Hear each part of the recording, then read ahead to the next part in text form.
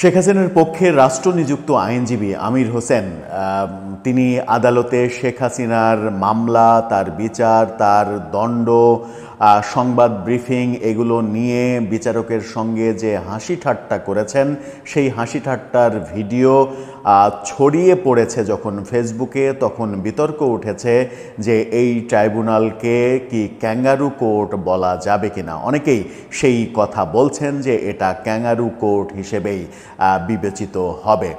বিশেষ করে আমির হোসেনের বিচারপতির সঙ্গে হাসি ঠাট্টা এবং যে ভাষায় তিনি কথা বলেছেন আদালতে, যে ভিডিওটা ছড়িয়ে পড়েছে, যেটা নিয়ে আমরা আজকেই আরেকটা ভিডিওতে কথা বলেছি, সেই ব্যাপারগুলো যখন ছড়িয়ে পড়েছে ব্যাপকভাবে, তার একদিন আগেই আমজনতা পার্টির সাধারণ সম্পাদক তারেক রহমান এই পুরো বিচার প্রক্রিয়াকে সার্কাস, প্রহসন হিসেবে দেখেছেন এবং তিনি বলেছেন যে আসামি পক্ষের আইনজীবী, সরকারি পক্ষের আইনজীবী সবাই জামাতের এবং এটা জামাত নিয়ন্ত্রিত একটা খেলা হচ্ছে। সেই অভিযোগ যখন করেছেন, তারপরে এই ভিডিওটা ছড়িয়ে পড়লে ব্যাপক সমালোচনার শিকার হতে শুরু করে এই ট্রাইব্যুনাল। এবং ট্রাইব্যুনাল বিতর্কিত হলে সরকার বিতর্কিত হবে, পুরো বিচার ব্যবস্থা বিতর্কিত হবে এবং সর্বোপরি বাংলাদেশ বিতর্কিত হবে বিশ্ব দরবারে। কিন্তু এই যে অভিযোগ, ভিডিও ছড়িয়ে পড়া, তার পক্ষে এক ধরনের সাফাই গাওয়ার চেষ্টা করলেন শেখ হাসিনার পক্ষে নিয়োজিত আইনজীবী আমির হোসেন। তিনি অস্বীকার করলেন যে এটা ক্যাঙ্গারু কোর্ট না, এখানে নাকি তার স্বাধীনতায় কোনো ধরনের কোনো হস্তক্ষেপ করা হচ্ছে না। এটা আমরা সত্য হিসেবে ধরে যদি নিই, তাহলে প্রশ্ন আসে তিনি কেন যে পক্ষের আইনজীবী হিসেবে দাঁড়িয়েছেন সেই পক্ষের দণ্ড নিয়ে বিচারকের সঙ্গে হাসি ঠাট্টা করছেন আদালতে, যেটা কিনা টেলিভিশন চ্যানেলে সরাসরি সম্প্রচারিত হচ্ছে এবং সেই সম্প্রচারিত অংশের ওই অংশটুকু নিয়ে সামাজিক যোগাযোগ মাধ্যমে ভাইরাল হচ্ছে।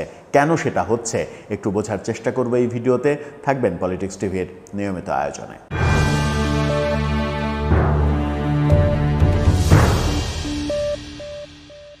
দর্শক, বলছিলাম আন্তর্জাতিক অপরাধ ট্রাইব্যুনালে শেখ হাসিনার বিচার কার্যক্রম চলছে। শেখ হাসিনা সহ আওয়ামী লীগের নেতাদের বিচার কাজ চলছে। একটি মামলার সমস্ত সাক্ষ্য প্রমাণ, শুনানি সব কিছু শেষ হয়ে গেছে। আগামী 13ই নভেম্বর রায়ের তারিখ ঘোষণা করা হবে এবং মনে করা হচ্ছে যে নভেম্বরের মাসেই এই মামলার বিচার কার্য যেটা হলো তার রায় ঘোষণা করা হবে এবং অনেকে মনে করছেন যে সেখানে শেখ হাসিনার মৃত্যুদণ্ড ঘোষণা হওয়ার সম্ভাবনাই বেশি। সেরকম একটা ক্ষেত্রে শেখ হাসিনার পক্ষে যখন শেখ হাসিনা কোনো আইনজীবী নিয়োগ দেননি, যে অভিযোগটা এপির সঙ্গে সাক্ষাৎকারে শেখ হাসিনা পুত্র সজীব ওয়াজেদ জয়ও করেছেন, যে তিনি এটাকে ক্যাঙ্গারু কোর্ট বলেছেন এবং বলেছেন যে যেখানে শেখ হাসিনা তার নিজের পক্ষে আইনজীবী নিয়োগ দেননি, সেখানে এই বিচার প্রক্রিয়া একটা প্রহসনের প্রক্রিয়া, সেটাও তিনি বলার চেষ্টা করেছেন, দাবি করেছেন। সেটা তার মায়ের পক্ষে তিনি তার মতো করে দাবি করবেন, এটাই স্বাভাবিক। কিন্তু এই আইনজীবী আমির হোসেন তিনি কি বলছেন? গতকালকে যখন তার ওই হাসাহাসির ভিডিওটা ভাইরাল হয়ে গেল সামাজিক যোগাযোগ মাধ্যমে, সেই ভিডিওটা ভাইরাল হওয়ার পরে তিনি আজকে সাংবাদিকদের সঙ্গে সাক্ষাৎকারে যে দাবিটা করছেন সেটা নিয়ে সংবাদ মাধ্যমের শিরোনামটা আপনারা দেখে নিতে পারেন। সেখানে বলা হচ্ছে, বর্তমান ট্রাইব্যুনাল স্বচ্ছ, ক্যাঙ্গারু কোর্ট নয় স্টেট ডিফেন্স আইনজীবী। অর্থাৎ এই আদালত স্বচ্ছ, এটাকে ক্যাঙ্গারু কোর্ট বলা যাবে না, সেই দাবি তিনি করেছেন। কি বলছেন তিনি? বর্তমানে আন্তর্জাতিক অপরাধ ট্রাইব্যুনালে কোনো অস্বচ্ছতা নেই এবং ক্যাঙ্গারু কোর্ট মনে করেন না বলে মন্তব্য করেছেন শেখ হাসিনা এবং স্বরাষ্ট্রমন্ত্রী আসাদুজ্জামান খান কামালের পক্ষে নিযুক্ত আইনজীবী আমির হোসেন।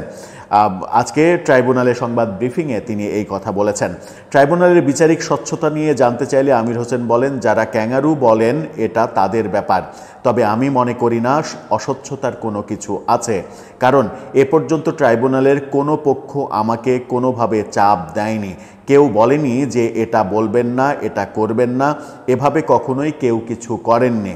অতএব এই কোর্ট ক্যাঙ্গারু কিনা এই প্রশ্নের জবাব আমি দেব না।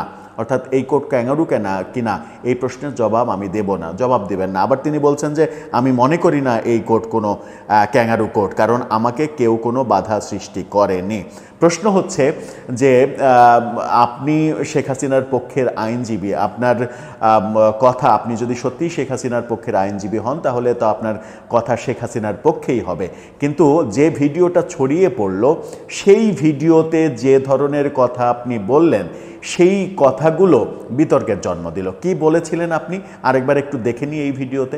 যখন সাংবাদিকরা প্রশ্ন করে আমাকে যে আপনার আসামি খালাস পাবে কিনা, আমি বলেছি আমি বিশ্বাস করি যে আমার দৃঢ় বিশ্বাস যে আমার আসামি খালাস পাবে। আমি যদি বলি আমার আসামি খালাস পাবে না তাহলে তো মানে জাতি এবং মাননীয় আদালত লর্ডশিপও বলবেন যে কেমন লয়ার আমি স্টেট ডিফেন্সে নিয়োগ দিয়েছি যে আসামির ফাঁসি চাই, তাহলে তো এটা আরো খারাপ, আপনার জন্য খারাপ, আমার জন্য খারাপ।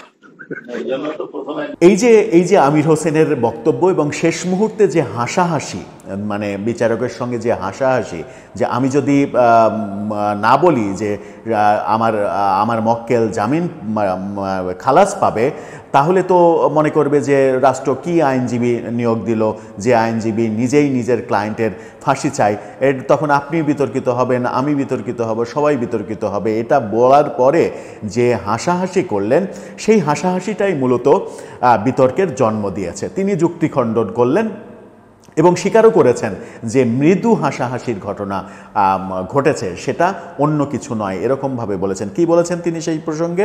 তিনি বলছেন যে আমি লার্নেড কোর্টে কিছু বক্তব্য দিয়েছি, সামাজিক যোগাযোগ মাধ্যমে সেই বক্তব্যটি বাজেভাবে উপস্থাপন করা হয়েছে, এতে আমি নিন্দা জানাই। লার্নেড কোর্ট আমাকে জিজ্ঞাসা করেছিলেন যে আপনি যে সাংবাদিকের কাছে বলেছেন আপনার আসামি খালাস পাবে, আপনি এটা কিভাবে বললেন? এই প্রসঙ্গে কোর্ট লর্ডশিপদের বলেছি, সাংবাদিকরা যখন আমাকে প্রশ্ন করেন আপনার আসামির কনসিকুয়েন্স বা প্রত্যাশা কী, সেক্ষেত্রে আমি এই কথা বলেছি, এটা আমার প্রফেশনাল দায়িত্ব। আমির হোসেন বলেন, লার্নেড কোর্টে আর একটা কথা বলেছি যে আমি যদি বলি যে আমার আসামি খালাস পাবেন না সেটা কি ঠিক হবে, সেটা কি বলতে পারি? এটা বললে লার্নেড কোর্ট আমাকে যে নিয়োগ দিয়েছেন তাহলে দেশের মানুষ মনে করবে এমন আইনজীবী নিয়োগ দিলাম যিনি আসামির ফাঁসি বা সাজা হবে বলছেন। সেই প্রসঙ্গে দু একটা কথা নিয়ে মৃদু হাসাহাসি হয়েছে, কিন্তু তা বাজেভাবে উপস্থাপন করা হয়েছে কিছু ইউটিউবে। এক শ্রেণীর অসাধু ইউটিউবাররা বিভিন্নভাবে বিকৃত করেছে। ভবিষ্যতে এমন কোনো কথা না লেখার জন্য অনুরোধ করেন এই আইনজীবী। পত্রিকা যেটা বলছে এবং তিনি যেটা বলছেন সেটা হচ্ছে যে শেখ হাসিনার মামলায় যুক্তিতর্ক উপস্থাপনের সময় চলার সরাসরি সম্প্রচার থেকে কেটে নেওয়া একটি ক্লিপ সামাজিক যোগাযোগ মাধ্যমে ভাইরাল হয়। এটা নিয়ে আপত্তি জানান আমির হোসেন। বর্তমানে এই মামলায় স্টেট ডিফেন্সের দায়িত্ব পালন করছেন তিনি শেখ হাসিনার পক্ষে। এখানে একটা ব্যাপার খুবই গুরুত্বপূর্ণ, সেটা হচ্ছে যে আমরা আগের ভিডিওতে, মানে তার ওই ভিডিও ভাইরাল হওয়ার পরে যে আলোচনা করেছিলাম সেই ভিডিওতে বলেছিলাম যে যদি এটা এআই দিয়ে তৈরি না হয়, এটা যদি রিয়েল হয় তাহলে আদালত এবং আইনজীবী, সরকার সবাই বিতর্কের মুখে পড়ে যাবে যে আদালতে এগুলো হচ্ছে কি। এটা আদালতের জন্য খুব একটা সম্মানজনক ব্যাপার হবে না। এই খবর এবং তার বক্তব্য এটা প্রমাণ হলো যে এটা এআই দিয়ে তৈরি না। এটা তিনি বলেছেন, এরকমটা তিনি করেছেন এবং তিনি নিজেই বলছেন যে হ্যাঁ এরকম হাসাহাসি হয়েছে, যেটাকে তিনি মৃদু হাসাহাসি বলছেন এবং এটাকে তিনি অপরাধ হিসেবে ভাবছেন না। অপরাধ হিসেবে কেউই হয়তো ভাবছে না, সেটা ভিন্ন কথা। কিন্তু আপনি যেটা করলেন, যেটা বিচারকের সঙ্গে যে প্রসঙ্গ টেনে হাসাহাসির ব্যাপারটা ঘটালেন, সেটা বিতর্কের জন্ম দিয়েছে এবং বিতর্কের জন্ম দিয়েছে বলেই আপনি সাংবাদিকদের সঙ্গে যুক্তি খণ্ডন করছেন। আমার মনে হয় যে এটা খুব একটা শোভন হয়নি। এই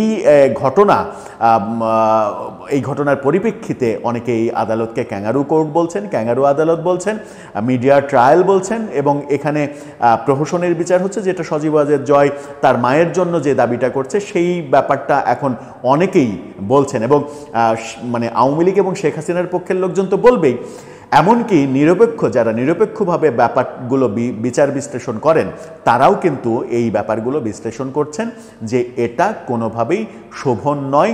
তার মানে এই যে একটা অংশ প্রকাশিত হয়েছে, তার মানে আদালতে আরও কি হচ্ছে সেটা নিয়ে এখন জনগণের মধ্যে একটা সন্দেহ তৈরি হয়েছে। দর্শক, এ ব্যাপারে আপনার ভাবনা, তিনি যে বলছেন